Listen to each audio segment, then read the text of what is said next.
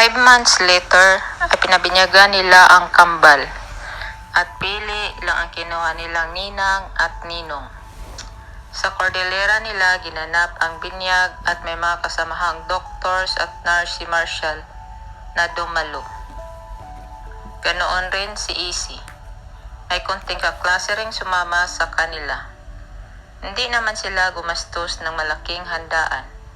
Simple lang at ginanap nila ang resepsyon sa restaurant nila Marshall.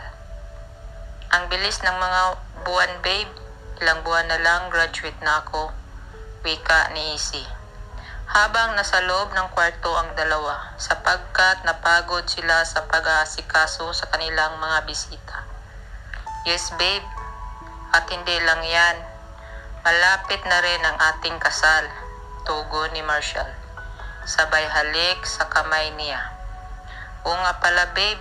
Masaya niyang sagot. Babe, okay lang ba sa'yo na civil muna tayo magpapakasal? Simple wedding lang muna, sabi ni Marshall. Medyo lumungkot ang mukha ni Easy sa sinabi ng lalaki. Bakit naman, babe? Seryoso niyang tanong sa katipan. Kasi gusto ko, babe, kung ikasal man tayo sa simbahan ay nandoon rin ang iyong mga magulang. Gusto ko na buo ang iyong pamilya.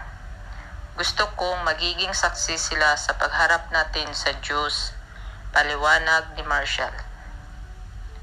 Nagiging emosyonal naman si Easy sa sinabi nito at hindi niya mapigil ang mapaluha sa sobrang saya na ramdaman.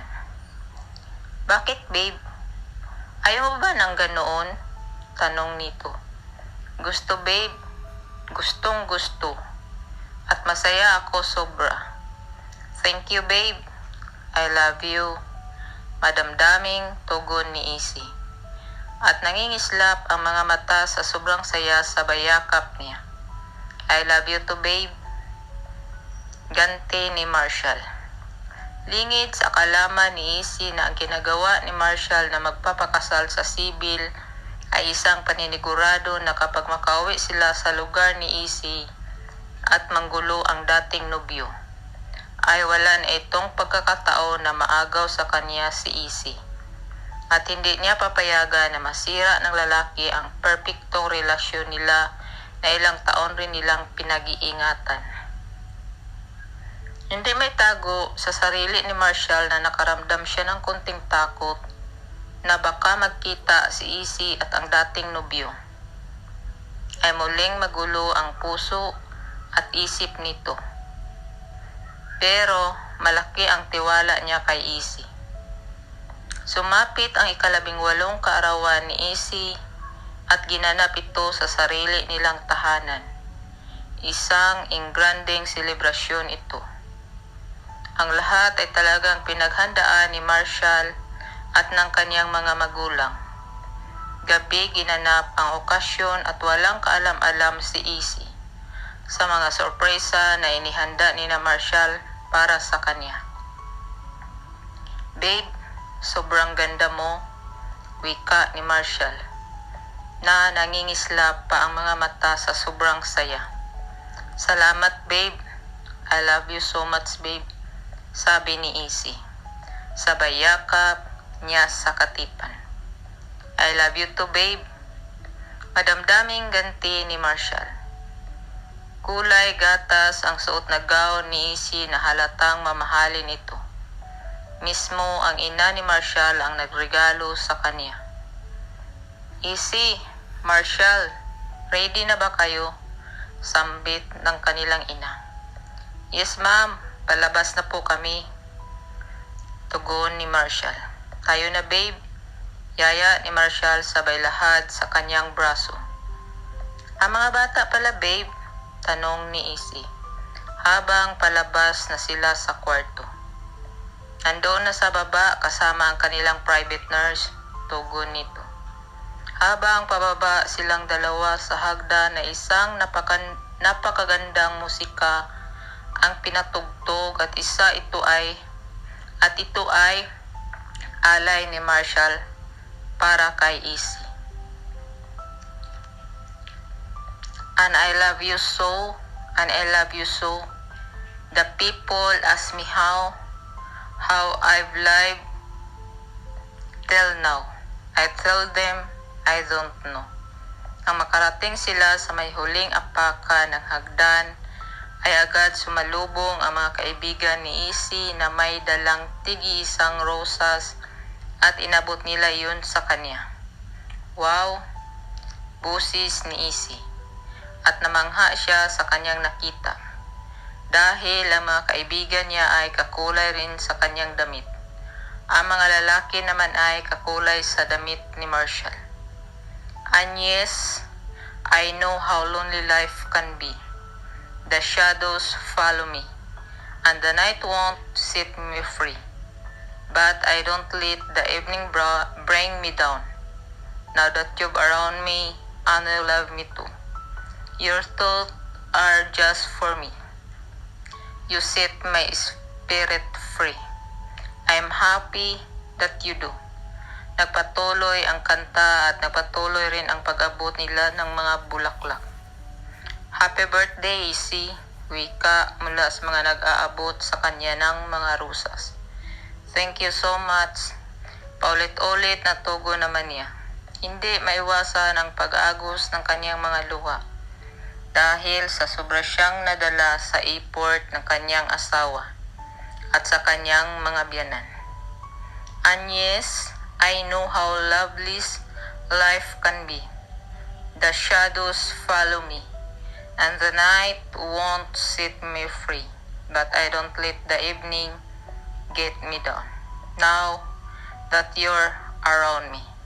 Nang matapos iabot ang 18 mga rusas ay dinala ni Marshall si Isi sa gitna ng kanilang sala at sumayaw sila. Sumayaw rin ang 18 lalaki at 18 babae at nagpalit-palitan sila ng partner. How I've lived till now. I tell them I don't know. Natapos ang kanta at nagsiupuan naman ang mga bisita. At maya-maya ay may isang judge na lumapit sa harapan at nagsalita. Lumaki ang mga mata ni Isi nang sabihin ng judge ang tungkol sa kanilang kasal. Napatingin din siya kay Marshall.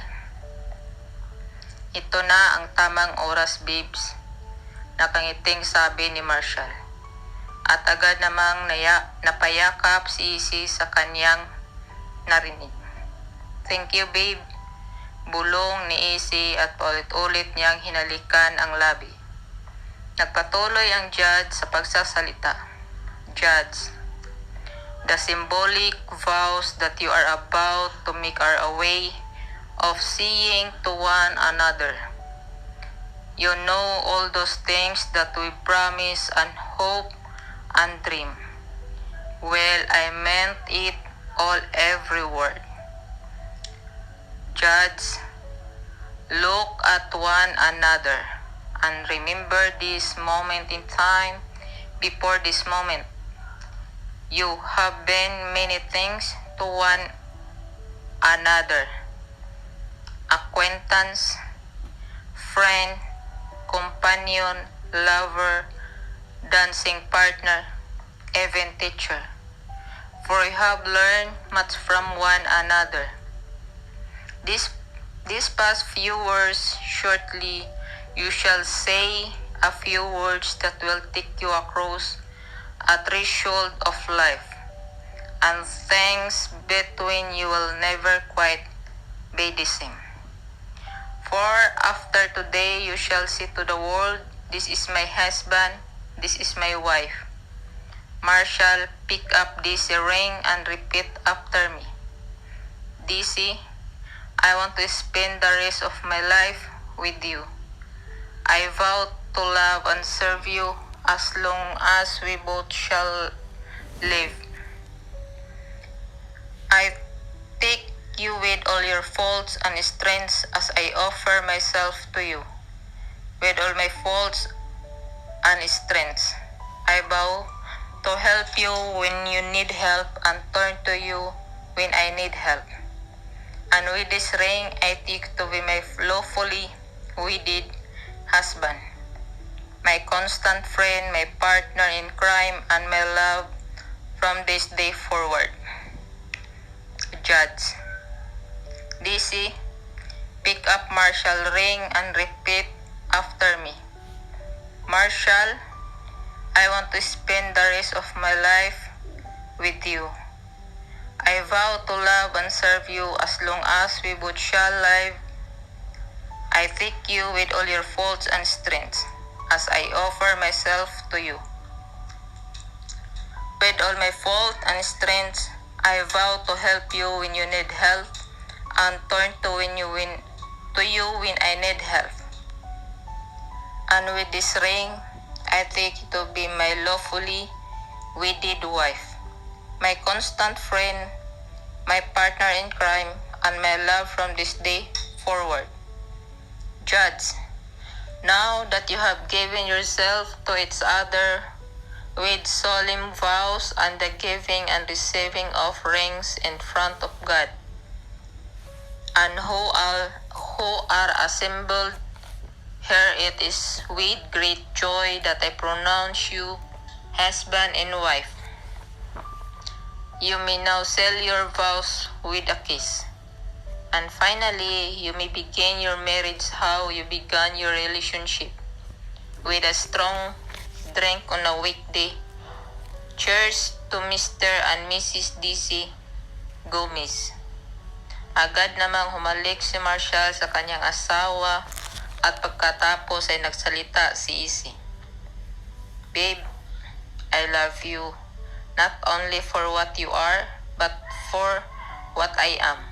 When I'm with you, sabi ni Izzy at tumugo naman si Marshall. Babe, I love you not only for what you have made of yourself, but for what you are making of me.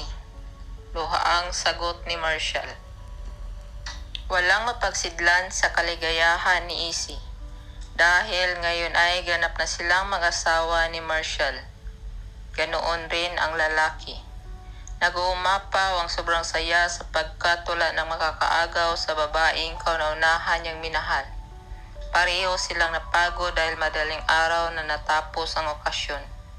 Napagod ba ang aking asawa? Malambing na tanong ni Marshall. Opo babe, nakangiting tugon niya rito. Masaya ka ba babe? Tanong ulit ni Marshall. Oh babe, walang mapagsidlan sa kaligayahan ko ngayon. I love you so much babes, wika ni Izzy. Love you too babe, tugon ni Marshall. Sabay yakap sa asawang nakagaon pa rin. Bahagyang inangat ni Izzy ang kanyang mukha dahil gusto niyang halikan ang asawa sa labi nito. Sa simula ay dapis lang ang mga halik, hanggang sa nawi ito sa pangmatagalan na halikan. Parehong nagiinit ang kanilang mga katawan at nawi sa paghiga nila sa malambot na kama. Sandali, maligo mo na ako babe, pabulong na sabi ni Izzy. Sabay na tayo, ganting sabi nito.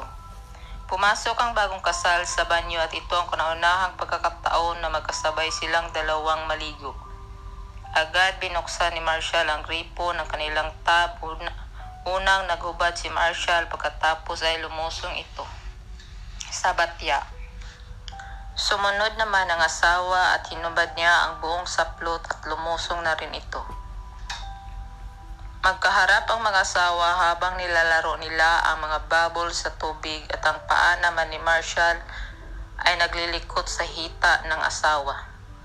Napatawa naman si Izzy dahil panay ang kindat ni Marshall sa kanya na halatang nagpapa-flirt ito sa kanya.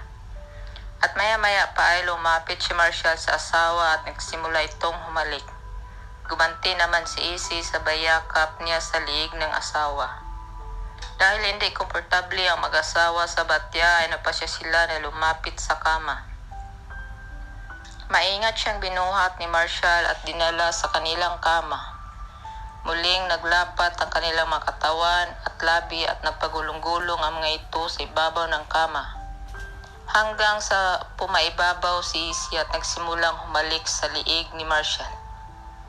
Ito ang kauna-unahang pagkakataon na ginawa niya ito sa kanyang asawa. Nasa tamang edad na siya at kasal na sila ni Marshall. Kaya handa na siyang gampanan ang kanyang tungkulin bilang asawa. Hindi man sanay si Isi ngunit sinubukan pa rin niya ang magiging mahusay sa kama alang-alang sa kanyang asawa. Natuwa naman si Isi sapagkat ay nagustuhan ni Marshall ang kanyang ginagawa. Nang magsawa ito ay muling umakyat ang kanyang mga halik hanggang sa nagpalitan sila ng posisyon ni Marshall. Si Marshall naman ang nasa ibabaw niya. Gumapang ang mga halik ni Marshall sa dibdib ng asawa sabay hawak nito. Humiga ng maayos si Isi at tumabi naman ang asawa sabay yakap sa kanya. "Thank you, I love you," sabi ni Marshall sabay halik sa labi ng asawa. "I love you too, babe," sagot niya at gumanti rin sa paghalik. Sumapit ang araw ng graduasyon ni Isi ay sobra ang saya sa kanyang naramdaman. Dahil sa lahat-lahat ng biyayang kanyang natamasa at ang sakripisyong hindi niya makapiling ang pamilya sa mahabang panahon. Kahit itinakwil man siya sa mga taong una niyang minahal, sa mga taong akala niya ay makaintindi sa kanya, ay hindi pa rin nawawala ang kanyang pagmamahal sa mga ito. Kahit itinakwil siya ng mga ito ay hindi pa rin nahadlangan para abutin ang kanyang mga pangarap. Sa pag-abot niyang iyon ay nakasama niya ang tunay na mga taong nagmamahal sa kanya. Iyon ang pamilya ni Marshall at ang kanyang 2 anak, na kahit kailan ay hindi siya iniwan. "Congratulations, babe," masayang bati ni Marshall sa asawa at niyakap niya ito ng napakahigpit. "Salamat, babe," tugon ni Isi. At tinanggal niya ang kalo ng kanyang tuga na nakapatong sa kanyang ulo at isinuot niya ito kay Marshall. "Para sa ito, babe, maraming salamat," madamdamin niyang pahayag sa asawa. "Para sa ating pamilya, babe," tugon ni Marshall. "Isi, congratulations," sabi ng kanilang biyanang babae na nakasama ang kanyang apo na lalaki. "Ma'am, Dad, maraming salamat po talaga sa inyo. Isi, salamat rin sa lahat ng ginawa mo para pasayahin ang aming anak. Masayang masaya kami doon at lalo na dito sa mga apo namin," her mother-in-law said. Simpleng selebrasyon ang kanilang pinagsaluhan at sa restaurant nila ito ginanap. Kung si Marshall lang ang masusunod ay gusto niyang malaking selebrasyon ngunit ayaw ng asawa. Dahil hindi raw iyon importante. Pagkatapos ng graduation ni Isi ay agad naman siyang naghanda para sa kanyang physician licensure exam. Ang kanyang rason ay habang fresh pa raw ang kanyang memorya, sinuportahan naman siya ni Marshall. At 1 linggo siyang nagre-review sa bahay at ini-enjoy niya iyon. Lalo na't lagi niyang nakikita ang 2 kambal na ubod ang pagiging masayahin. "Babe, pahinga ka muna," sabi ni Marshall. "Dahil mag-alauna na ng madaling araw, mamaya na konti, babe. Tatapusin ko lang itong 1 chapter," nakangiting tugon nito. "Gusto mo bang ipagtimpla kita ng gatas?" tanong ni Marshall. "Yes, babe. Please." "Sure, babe." Agad namang bumaba si Marshall at sumapit ang araw ng kanyang exam. Excited at kinabahan siya ngunit sa isip niya ay gagalingan niya ito. At pagbutihin na makapasa alang-alang sa kanyang asawa, mga anak at higit sa lahat para sa kanyang mga magulang. "Good luck, babe," wika ni Marshall at tumalik sa labi ng asawa. "Thank you, babe. I love you," tugon niya at bumaba ito mula sa kotse. "Oh God, please help me," dasal niya bago siya pumasok sa room para sa kanyang physician licensure exam.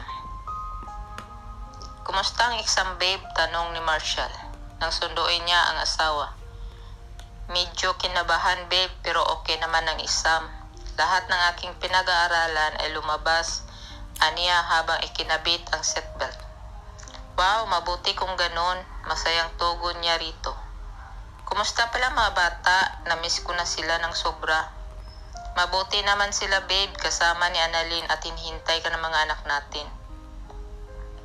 Ginampanan ni Izzy ang pagiging mabuting asawa at ina sa kanyang mga anak. At si Annalyn naman ay tinulungan ni Marshall upang makapasok sa ospital ng kanyang pinagtatrabahuan.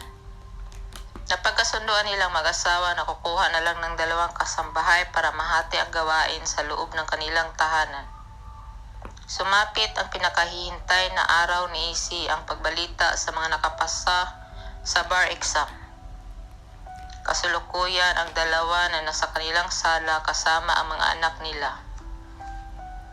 News break today. Congratulations sa ating mga bar passers, boses ng reporter at iniisa niya itong pinangalanan. Hanggang sa binanggit ang pangalan niya at nasa pang-5 siya. Babe, pumasa ka at pasok ka pa sa top 10. Masiglang sambit ni Marshall at namimilog ang mga mata habang hinaharap ang asawa na tulala. Babe, tawag ulit niya at sabay yakap. Oh my God, oh thank you Lord, thank you, wika ni Izzy na hindi pa rin makapaniwala. Babe, congrats, he said.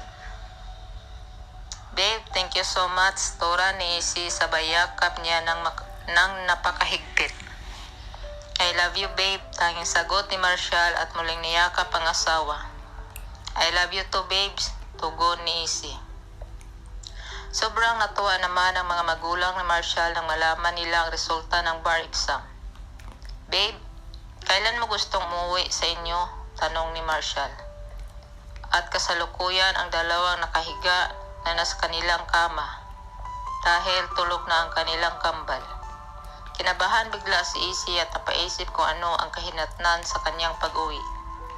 At nag-alala siya na baka hindi pa rin siya matanggap.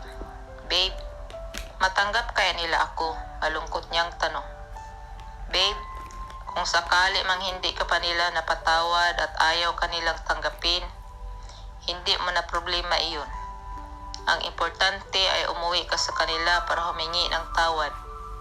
At huwag ka mag-alala babe. Nandito ako at ang mga anak natin nagmamahal sa iyo.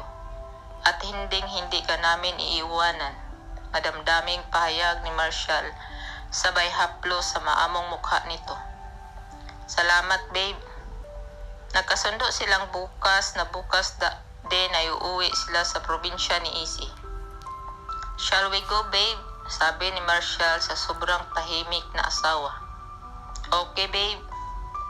Kasalukuyan na silang nasa loob ng sasakyan at ang kanilang kambal ay nasa backseat inilagay. Sinigurado ito ng mag-asawa na maayos ang posisyon ng 2 nilang anak. Ramdam ni Marshall ang takot at pag-alala ni Izzy ngunit pilit niya itong pinapalakas. It's okay babe. Just relax, sabi ni Marshall. At hinalikan niya ang kamay nito.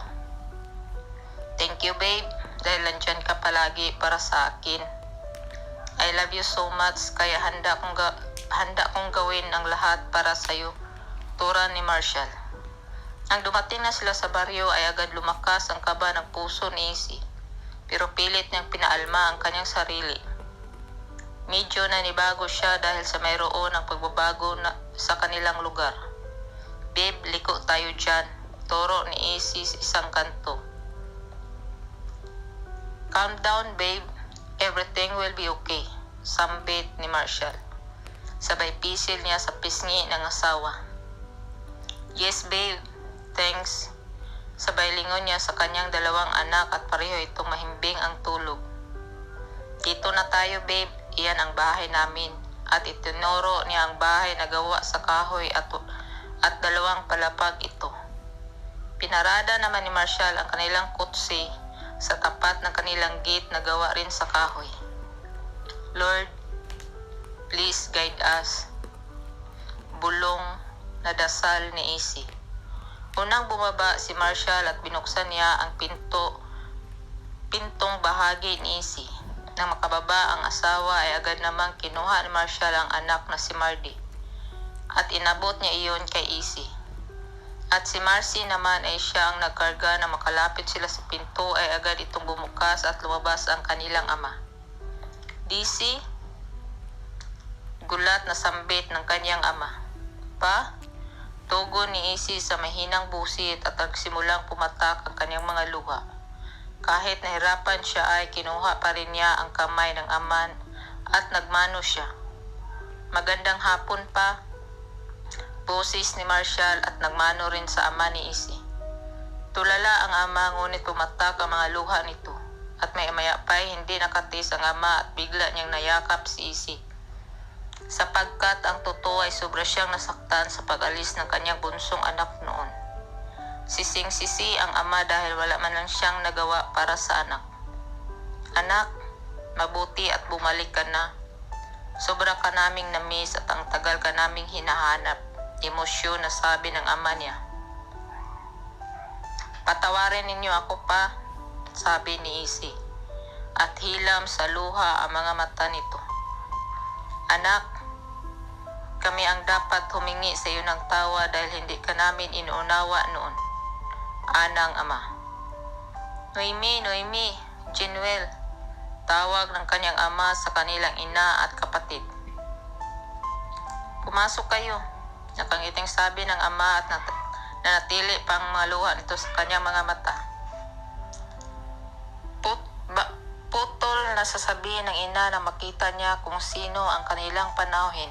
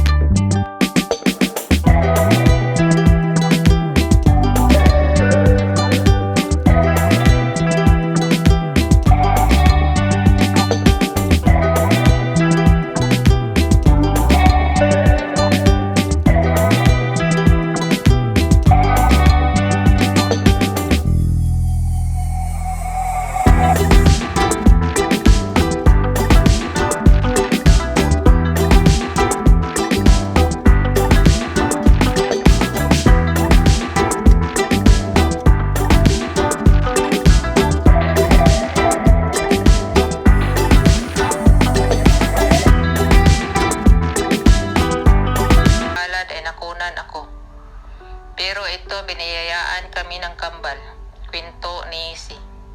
Natuwa naman ang mga magulang niya nang malaman ang buong kwento at nasa mabuting kamay pala ang kanilang anak. Maraming salamat sa iyo, Marshall, sabi ng mga magulang niya. Mahal na mahal ko po si Isi, kaya gagawin ko ang lahat, magiging mapasaya ko lang siya. Sandali lang po, may regalo si Isi sa inyo, sabi ni Marshall. Kinuha niya ang diploma sa pagiging doktor ng kanyang asawa at ang iba pang dokumento na nagpapatunay na isang lisensyadong doktor na si Isi. Ito po para sa inyo, tura ni Marshall at inabot ang hawak niyang envelope. Tinanggap naman niya iyon ng kanyang ina at muling kinuha ni Marshall ang anak at binuksan iyon ng kanyang ina.